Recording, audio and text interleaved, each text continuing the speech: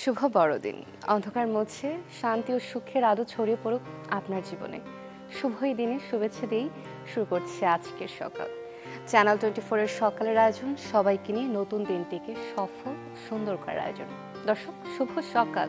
আমন্ত্রণ কেওয়াস্টেল নিবেদিত সকাল 24। দর্শক, আজ বুধবার 10 পৌষ 1431 বঙ্গাব্দ এবং 25 ডিসেম্বর 2024 খ্রিস্টাব্দ, এবং আজ আপনাদের সাথে আছি আমি অতসী সেন। দর্শক, আজ শুভ বড়দিন। খ্রিস্টান ধর্মাবলম্বীদের প্রধান ধর্মীয় উৎসব শুভ বড়দিন। আজ দেশের বিভিন্ন স্থানে রয়েছে আজ নানা আয়োজন। রাত থেকে গির্জা শুরু হয় বড়দিনের আনুষ্ঠানিকতা। দিনভর চলবে উপাসনা, বিশেষ প্রার্থনা সহ নানা আয়োজন। এ উপলক্ষে বর্ণিল সাজে সাজানো হয়েছে ঘরবাড়ি। উৎসব নির্বিঘ্ন রাখতে প্রশাসনের পক্ষ থেকেও নেওয়া হয়েছে বাড়তি নিরাপত্তা। দর্শক, বড়দিনের আনুষ্ঠানিকতা জানাতে রাজধানীর তেজগাঁও চার্চ থেকে এই মুহূর্তে সরাসরি যুক্ত হচ্ছেন আমাদের সহকর্মী সজল শাইখ। আমরা যুক্ত হব।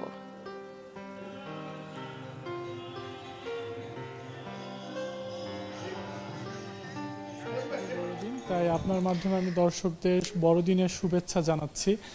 আমরা এখন কিন্তু রাজধানীর ফার্মগেটের হলি রোজারিও চার্চে আছি।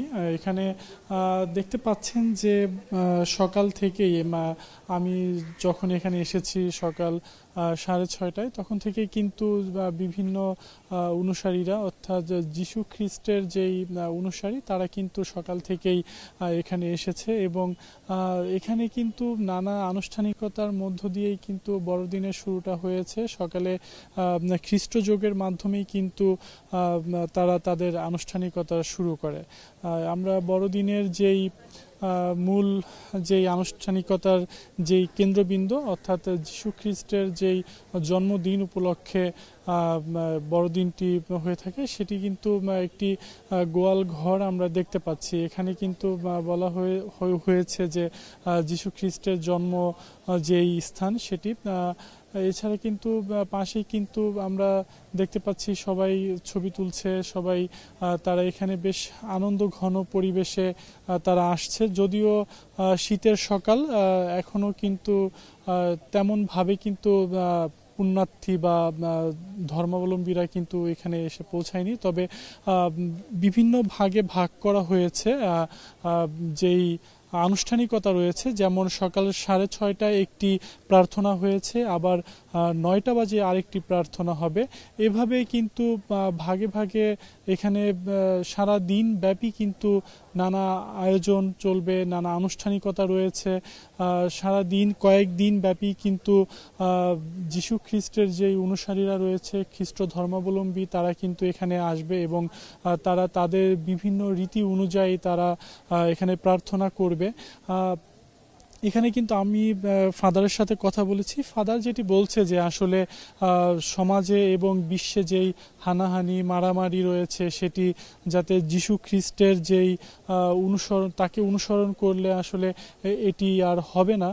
যদিও যীশু খ্রিস্টের যেই জন্মস্থান ফিলিস্তিনের পশ্চিম তীরে বেথলেহেম, সেই শহরটি কিন্তু নানাভাবে অত্যাচার নির্যাতনে জর্জরিত। তবে ফাদার আমাদের যেটি বলছে যে তারা এখানে প্রার্থনা করেছেন যাতে সমাজে আর কোনো যাতে মারামারি হানাহানি না হয়, আমরা সেটি কিন্তু বলতে শুনেছি। আমরা এখানে অনেক দর্শনার্থী এসেছে, দর্শনার্থী বলা যায় না ঠিক, এখানে যারা ধর্মাবলম্বী তারা এসেছে। আমরা একজনের সাথে কথা বলবো। আমরা একটু যদি আপনার সাথে কথা বলি, আসলে এখানে অনেকেই হয়তো কথা বলতে চাচ্ছে না, সবাই আসলে ঘুরে ঘুরে দেখছে। আসলে তারা এসেছে, শুরুটা মাত্র হলো, সারা দিন ব্যাপী কিন্তু এই আয়োজন চলবে। আসলে বড়দিনের যেই আনুষ্ঠানিকতা সেটি কিন্তু কয়েকদিন ব্যাপী হবে। অতসী। সজল, আপনাকে অসংখ্য ধন্যবাদ আমাদের সাথে যুক্ত হবার জন্য। দর্শক, আমরা ছিলাম তেজগাঁও চার্চে, আমরা বড়দিনের আনুষ্ঠানিকতা দেখছিলাম এবং সকাল থেকে যীশু খ্রিস্টের প্রতি প্রার্থনার মধ্য দিয়ে কিন্তু শুরু হয়েছে বড়দিনের আনুষ্ঠানিকতা। দর্শক, সকাল সকাল আপনাদের নিয়ে যেতে চাই মিহিরপুরে, সেখানে রয়েছেন আমাদের সহকর্মী রাশেদুজ্জামান। আমরা যুক্ত হব। দর্শক, রাশেদ, বড়দিনের শুভেচ্ছা এবং আপনি এই মুহূর্তে মেহেরপুরে রয়েছেন, সেখানে বড়দিনের কি আনুষ্ঠানিকতা আপনি দেখতে পাচ্ছেন, আমাদের বিস্তারিত জানাবেন। অতসী শুভ বড়দিন। আপনি জানেন যে খ্রিস্ট ধর্মাবলম্বীদের সবচেয়ে যে প্রধান বা বড় উৎসব যেটি বলা যায় সেটি কিন্তু বড়দিন, এবং বড়দিনের যে আনুষ্ঠানিকতা সেটি কিন্তু রাত 12টা থেকে শুরু হয়েছে। আমরা রাত 12টা থেকে খ্রিস্টপল্লীগুলোতে দেখেছি যে বড়দিনের যে গান, সেই বাজনা সহকারে যে গান, সেই গানটি বেজে উঠছে। এবং আমি এখন যেখানে দাঁড়িয়ে রয়েছি সেটি হচ্ছে ভবরপাড়ার সবচেয়ে প্রাচীনতম যে চার্চ, অর্থাৎ 1.5 শতাধিক বয়সের যে চার্চ, সেই চার্চে দাঁড়িয়ে রয়েছে। এখানে গতকাল রাত 12টা থেকে বড়দিনের যে প্রার্থনা সেটি শুরু হয়েছে, এবং এখন সকাল 8:30টায় দ্বিতীয়বারে প্রার্থনা শুরু হবে। এবং আমরা দেখেছি যে যারা খ্রিস্ট ধর্মাবলম্বী রয়েছেন তারা যে চার্চে আসতে শুরু করেছেন। এখানে সবচেয়ে বড় দুইটি চার্চ রয়েছে, একটি বল্লভপুর এবং আমি যে ভবেরপাড়া চার্চে রয়েছি সেই দুটি চার্চ। এবং বল্লভপুর চার্চে গতকাল রাতে অর্থাৎ 12টার সময় কেক কেটে কিন্তু এর আনুষ্ঠানিকতা শুরু হয়। আর একটু ভিতরে দেখানোর চেষ্টা করব আপনাদেরকে যে চার্চটি দেখছেন, যে এই চার্চের যে প্রার্থনার জন্য যে ধরনের প্রস্তুতি, সেই সব ধরনের প্রস্তুতি কিন্তু এখানে নিয়ে। আমি যদি বলি যে পুরো আলোকসজ্জা করা হয়েছে পুরো চার্চটিতে, এবং বিভিন্ন ভাবে সাজানো হয়েছে।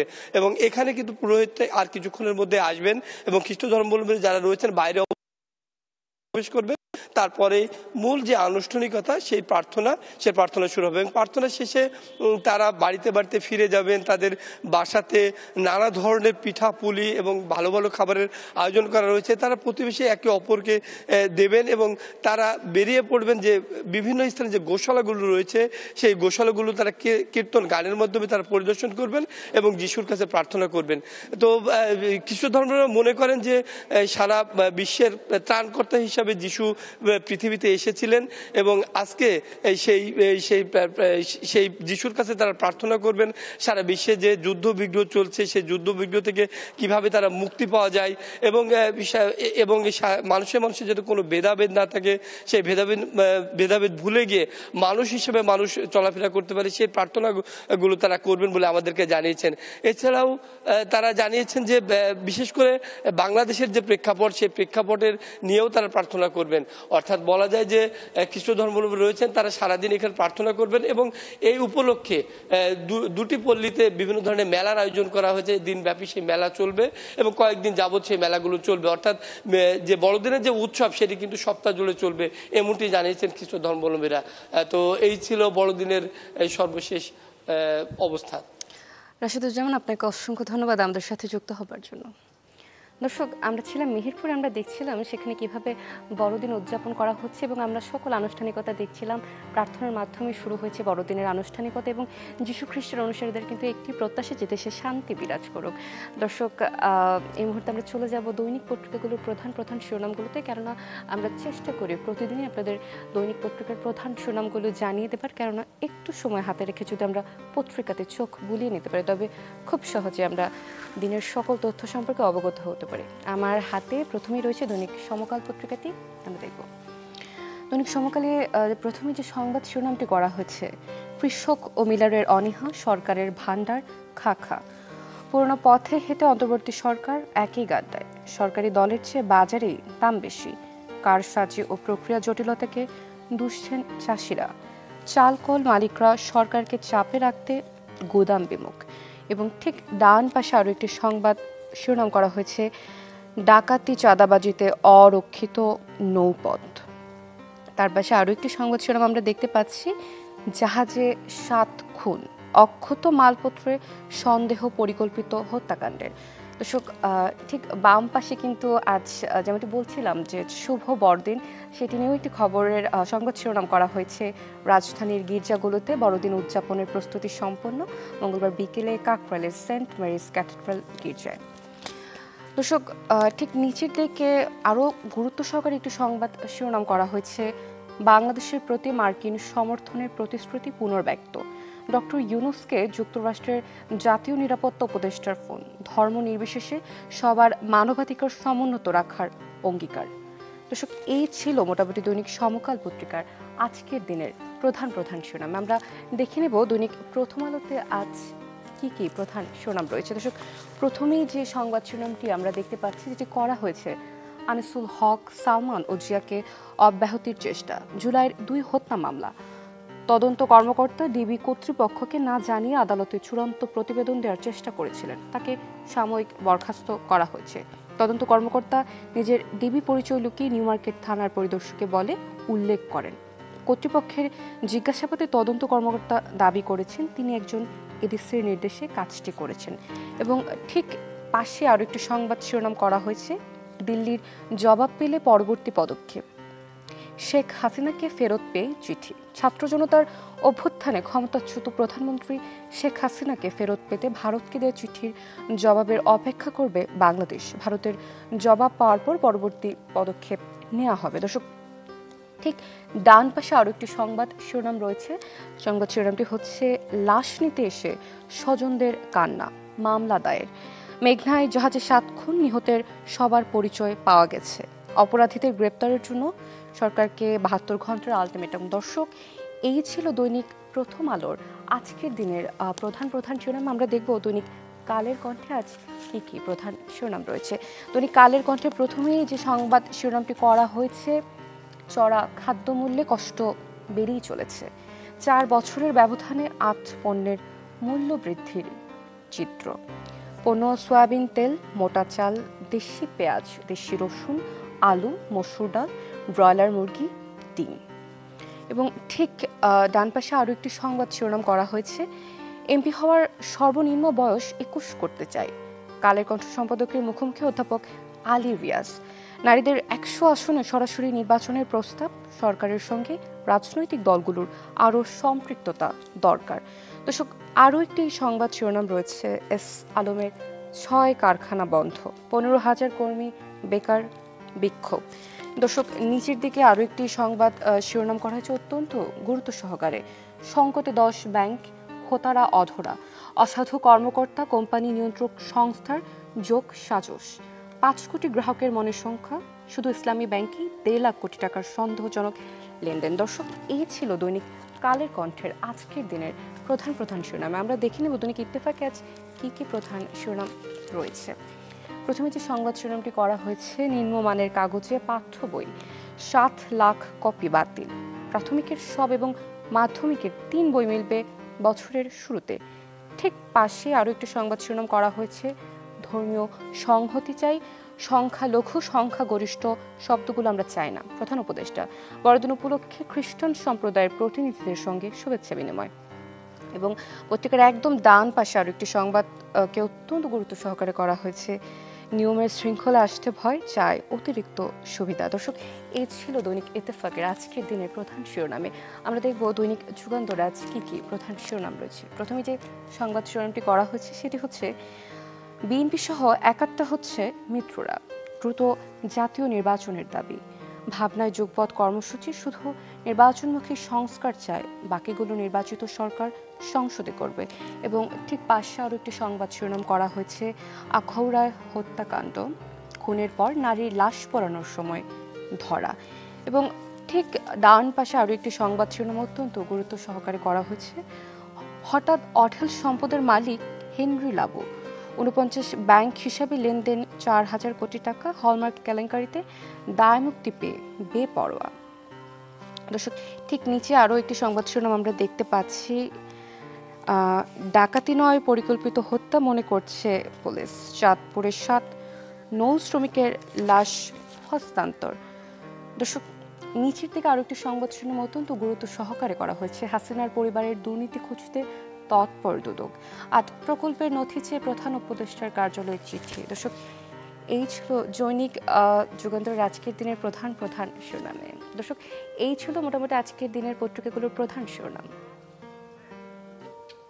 যতবারই ছুঁই তোকে দিই যত্ন মাখা কোমল ছোঁয়া। এসিআই নিয়ে এলো কোকোনাট মিল্ক ও জাফরানের নির্যাস সমৃদ্ধ বেবি সফট বেবি লোশন, যা বাবুর ত্বকের আর্দ্রতা বজায় রাখে দীর্ঘক্ষণ। কোমল ছোঁয়া প্রতিবার, বেবি সফট। দর্শক, কেউ স্টিল সকাল 24 নিচ্ছি ছোট্ট একটি বিরতি। ফিরে আসছে বিরতির পর, সাথেই থাকুন।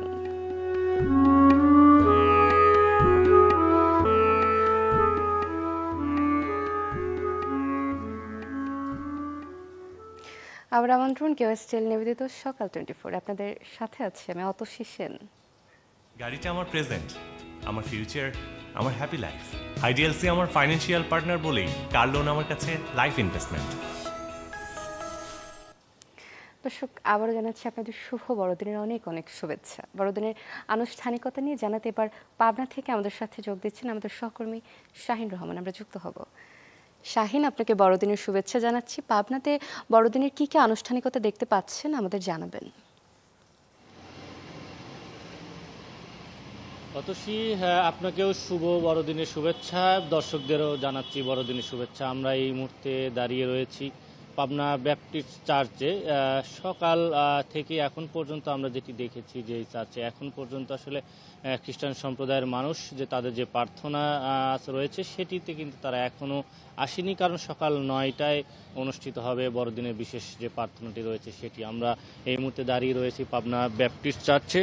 আমরা যদি দর্শকদের দেখাই যে এই বড়দিন ঘিরে কিন্তু পাবনার যে প্রায় 22টি তাদের গির্জা এবং চার্চ রয়েছে পাবনা জেলায়, তার প্রতিটি গির্জা এবং চার্চ কিন্তু আলোকসজ্জা করা হয়েছে এবং বাড়িতে বাড়িতে কিন্তু সেই আলোকসজ্জা তাদের বিভিন্নভাবে সাজিয়েছেন। গির্জা এবং চার্চ সহ প্রায় প্রতিটি বাড়িতেই যীশু খ্রিস্টের যে জন্মের যে স্মৃতি তাদের রয়েছে সেটি ঘিরে তারা গোশালা তৈরি করেছেন। এবং পাবনা যদি আনুষ্ঠানিকতার কথা বলি, পাবনায় সকাল 9টায় পাবনা ব্যাপটিস্ট চার্চে রয়েছে বড়দিনের বিশেষ যে প্রার্থনা সেটি, এবং এরপরে সকাল 10টায় রয়েছে তাদের কেক কাটা পর্ব, এরপরে পিঠা পর্ব এবং দুপুরে রয়েছে প্রীতিভোজ, সর্বশেষ সন্ধ্যার পরে রয়েছে সাংস্কৃতিক অনুষ্ঠান। এই হচ্ছে পাবনায় বড়দিনের যে আয়োজন সেটি।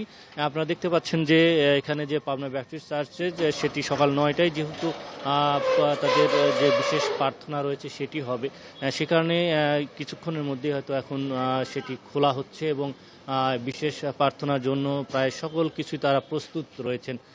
আমরা যদি আরেকটু তথ্য দেই যে জেলা পুলিশ থেকে যেটি বলা হয়েছে যে এই বড়দিন ঘিরে বলা যায় যে বিশেষ একটা নিরাপত্তা ব্যবস্থা তারা গ্রহণ করেছেন পাবনা জেলা জুড়ে। খ্রিস্টান সম্প্রদায়ের প্রায় 30টি পল্লী রয়েছে পাবনা জেলায়, সকল পল্লীতেই আইন শৃঙ্খলা বাহিনীর সদস্য মোতায়েন করা রয়েছে, সাদা পোশাকের পুলিশের নজরদারি রয়েছে, পাশাপাশি র্যাব পুলিশের একটি টহল দলও কিন্তু কাজ করছে। আমরা এমনটি জেনেছি পাবনা জেলা পুলিশের যিনি পুলিশ সুপার রয়েছেন তার কাছ থেকে। এবং এই বড়দিন ঘিরে যারা বাইরে থেকে অর্থাৎ রাজধানী সহ বিভিন্ন জেলায় যারা কাজ করেন তারা কিন্তু ইতিমধ্যেই তাদের আত্মীয় স্বজনদের সঙ্গে বড়দিন উদযাপন করার জন্য তারা কিন্তু তাদের নিজ বাড়িতে আত্মীয় স্বজনের কাছে এসেছেন। এবং প্রতিটি বাড়িতে একটা উৎসব মুখর পরিবেশ বিরাজ করছে। প্রতিটি বাড়িতে তারা পিঠা তৈরি করেছেন, আত্মীয় স্বজনদের দাওয়াত করেছেন এবং সবার সম্মিলিত অংশগ্রহণ এবং সেই আনন্দঘন পরিবেশের মধ্য দিয়ে কিন্তু এই বড়দিন তারা উদযাপন করবেন। এবং আজকে দুপুরে সেই পিঠা পর্ব এবং কেক কাটা এবং প্রীতিভোজ রয়েছে, সেটিতেও কিন্তু তারা অংশ নেবেন। এবং সকাল 9টায় কিছুক্ষণের মধ্যে সকাল 9টায় পাবনা ব্যাপটিস্ট চার্চে বড়দিনের প্রার্থনার মধ্যে দিয়ে সেই আনুষ্ঠানিকতা শুরু হবে। তো অতসী, এই হচ্ছে পাবনার বড়দিনের সব সার্বিক অবস্থা। শাহিন, আপনাকে অসংখ্য ধন্যবাদ আমাদের সাথে যুক্ত হবার জন্য। দর্শক, আমরা ছিলাম পাবনাতে, আমরা দেখছিলাম সেখানে বড়দিনের আনুষ্ঠানিকতা সম্পর্কে প্রার্থনা, পিঠাপুলি উৎসব, সাংস্কৃতিক অনুষ্ঠান সবকিছু মিলেই দারুণ সাজে সেজেছে পাবনার ব্যাপটিস্ট চার্চ। দর্শক, সকাল সকাল আপনাদের জানিয়ে দিব গেল 24 ঘন্টার আবহাওয়ার তথ্য এবং আজকের দিনের আবহাওয়ার পূর্বাভাস। ঢাকায় সর্বোচ্চ তাপমাত্রা রেকর্ড করা হয়েছে 26.9 ও সর্বনিম্ন 15.1 ডিগ্রি সেলসিয়াস। রাজশাহীতে সর্বোচ্চ 26.4 ও সর্বনিম্ন 12 ডিগ্রি সেলসিয়াস। রংপুরে সর্বোচ্চ 26 ও সর্বনিম্ন 14.1 ডিগ্রি সেলসিয়াস। ময়মনসিংহে সর্বোচ্চ 27.6 ও সর্বনিম্ন 11.5 ডিগ্রি সেলসিয়াস। সিলেটে সর্বোচ্চ 27 ও সর্বনিম্ন 14.1 ডিগ্রি সেলসিয়াস। চট্টগ্রামে সর্বোচ্চ 29 ও সর্বনিম্ন 16.2 ডিগ্রি সেলসিয়াস। খুলনায় সর্বোচ্চ 26.6 ও সর্বনিম্ন 16 ডিগ্রি সেলসিয়াস। বরিশালে সর্বোচ্চ 27.6 ও সর্বনিম্ন 14.4 ডিগ্রি সেলসিয়াস। দেশের সর্বনিম্ন তাপমাত্রা রেকর্ড করা হয়েছে শ্রীমঙ্গলে 8.9 ডিগ্রি সেলসিয়াস। দেশের সর্বোচ্চ তাপমাত্রা রেকর্ড করা হয়েছে সীতাকুণ্ডে 30 ডিগ্রি সেলসিয়াস। অস্থায়ীভাবে আংশিক মেঘলা আকাশ সহ সারা দেশের আবহাওয়া শুষ্ক থাকতে পারে।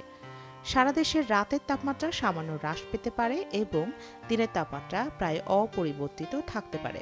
মধ্যরাত থেকে সকাল পর্যন্ত দেশের কোথাও কোথাও হালকা থেকে মাঝারি ধরনের কুয়াশা পড়তে পারে। দর্শক, আমরা দেখছিলাম আজকের দিনের আবহাওয়ার পূর্বাভাস। দর্শক, আজ 25 ডিসেম্বর, আজ তো যীশু খ্রিস্টের জন্মদিন। এবং দর্শক, আপনাদের যাদের জন্মদিন, আপনাদেরকে জানাতে চাই জন্মদিনের অনেক অনেক শুভেচ্ছা। এবং আমরা দেখে নেব আজ বিশেষ ব্যক্তিদের জন্মদিনগুলো। 1919 সালের এই দিনে জন্মগ্রহণ করেন গল্পকার, ঔপন্যাসিক ও অধ্যাপক বীর মুক্তিযোদ্ধা আবু রুশদ। বাংলা সাহিত্যে তার অবদানের জন্য তিনি আদমজী সাহিত্য পুরস্কার, বাংলা একাডেমি পুরস্কার, 21শে পদক সহ বিভিন্ন পুরস্কার ও সম্মাননা লাভ করেছেন। নাগরিক চরিত্র ও চিত্র সৃষ্টির দিকেই তার আগ্রহ ছিল বেশি। তার প্রথম গল্পগ্রন্থ রাজধানীতে ঝড় বের হয় 1938 সালে।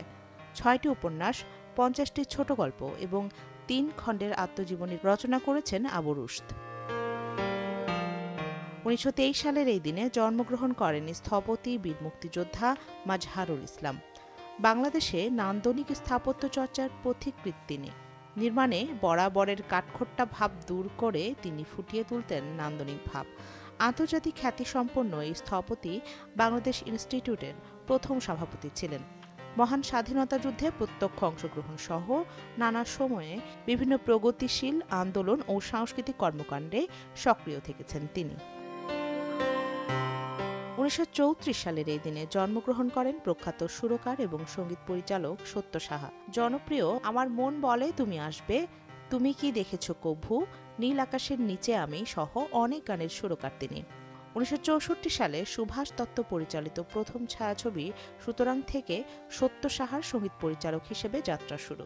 2013 সালে সঙ্গীতে অসামান্য অবদানের জন্য মরণোত্তর স্বাধীনতা পুরস্কার দেওয়া হয়। 1964 সালের এই দিনে জন্মগ্রহণ করেন সঙ্গীতশিল্পী ও সাংবাদিক সঞ্জীব চৌধুরী। তিনি বাংলা ব্যান্ড দল দলছুটের প্রতিষ্ঠাতা এবং অন্যতম প্রধান সদস্য ছিলেন। সঞ্জীব দলছুটের 4টি অ্যালবামে কাজ করার পাশাপাশি অনেক গান রচনা ও সুরারোপও করেছেন। কবি, গীতিকার, গায়ক, গল্পকার, সুরকার, নাট্যকার, রাজনৈতিক কর্মী, সাংস্কৃতিক ব্যক্তিত্ব সহ বহু পরিচয়ের অধিকারী ছিলেন তিনি।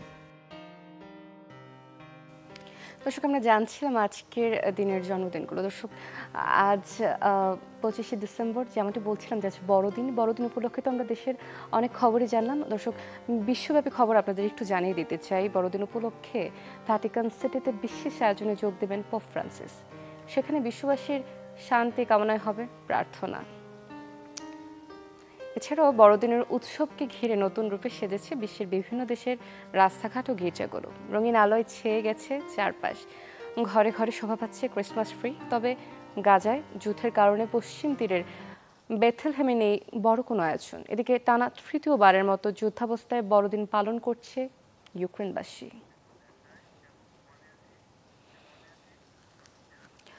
দর্শক, আজ এই পর্যন্তই কোয়েস্টেল নিবেদিত সকাল 24। আবারও দেখা হবে আপনাদের সাথে একই সময়। ততক্ষণ পর্যন্ত ভালো থাকুন, সুস্থ থাকুন এবং চ্যানেল 24-এর সাথেই থাকুন।